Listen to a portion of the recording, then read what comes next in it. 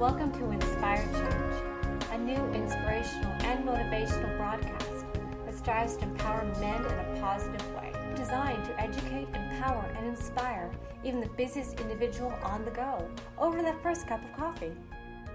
Please join me in welcoming Gunter, international psychologist, author, speaker, and producer. Let me welcome everybody back to another episode of Inspired Change with Gunter. Now, I'm going to pick up today with this podcast from our last podcast, which was a live show with my wife Lauren, Ashley Weismantel, and Myrna Cabello. Some pretty inspiring women, in fact, and the topic was essentially based around their short film called Strawberry Cake, which was an interesting film about dealing with domestic violence in an unobtrusive way. So when the person, feels themselves threatened, that there is a process wherein they can reach out for help without triggering the person that they're afraid of or the person who's actually a perpetrator. So I want to encourage everybody to follow up with the last episode. It was quite long, but it was certainly a very, very, very meaningful conversation. And as I said, with three very inspiring women, my wife Lauren, who's in the mental health field as well as being a feminist philosopher, and two filmmakers who are just really, really exceptional in their desire to facilitate a better society, a better culture, and also help people to be better in themselves. Now, in the last few weeks, we've really been confronted in the media by the outrage and distress that's felt by a lot of women about many men's misogynistic attitudes and behaviour, especially those men in politics and in power positions. And I'm not taking a partisan view on this. I think that as men we need to be held accountable no matter which side of the political fence we sit on. But what's even more disturbing over the last little while was the extent to which it turns out that boys are involved in similar misogynistic attitudes and behaviours, in assaulting girls within their peer groups and also being abusive towards teachers in an educational setting. Now, I'm going to put a parameter on this because I think it's really, really important, because I'm going to get trolled, as I often do when I talk about this particular topic, in a way that's quite disturbing. I am not saying that all men are rapists or sexually abusive or misogynistic. In fact, my experience is far from that. My experience is that most men are good men who, in certain situations and in certain circumstances, find themselves trapped and confronted by attitudes and behaviours that they don't agree with. But they also don't have the skills necessarily to stand up and confront those people, the misogynists, with their words and behaviour. Okay? So what I want to do in this particular episode is follow up with the issue of, not just violence, domestic violence, but actually emotional and, physical, but also systemic abuse towards women and girls.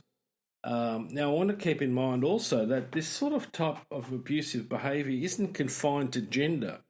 It absolutely occurs to all those who are not part of the group, the tribe, the band, this band of men. And it's a cultural thing.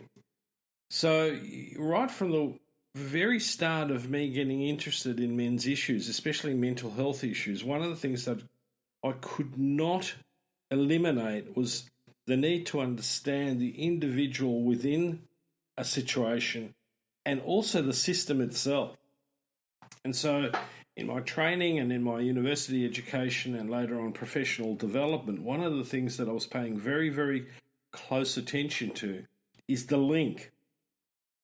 I know that as a parent, I, didn't see evil or bad behavior in my kids.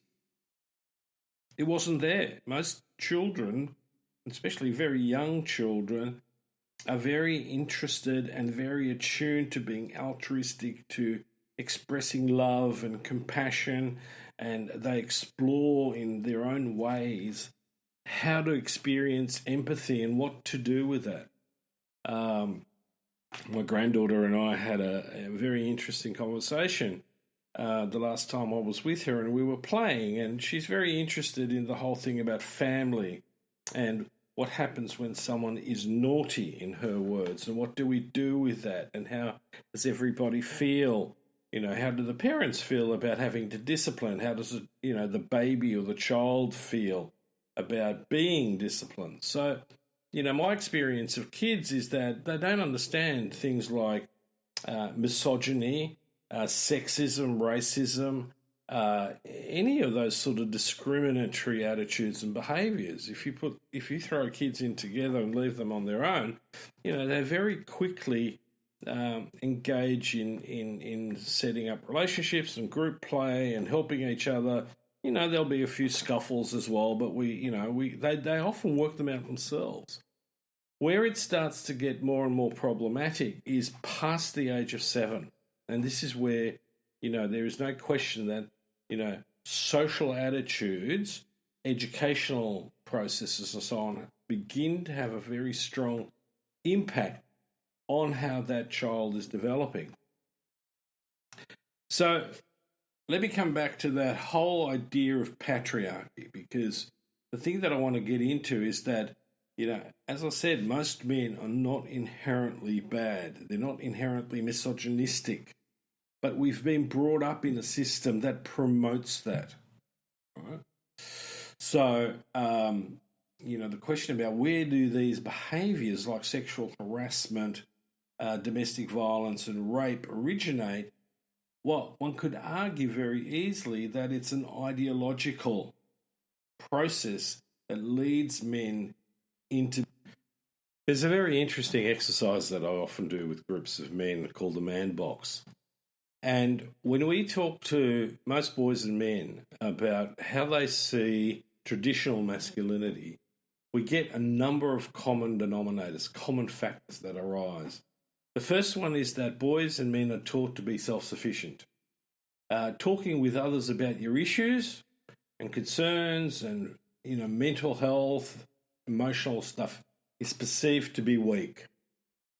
The attitude is that most men should figure out their problems themselves without asking for help. The other aspect that comes out fairly consistently is the idea that men should act tough. The idea that a guy who doesn't fight back is weak. And men should always act strong, even if they're scared and nervous. Should not have gay friends. So there's a lot of social pressure around that. And the other aspect, and this is coming down to the real nitty-gritty when we talk about, sexual harassment and abuse, is that men should exhibit a sense of hypersexuality. A real man has lots of sexual partners, as many as possible, and be studly and be interested and aggressive in their sexual behaviour and in their orientation towards women. A real man never says no to sex. So that's at the core of this.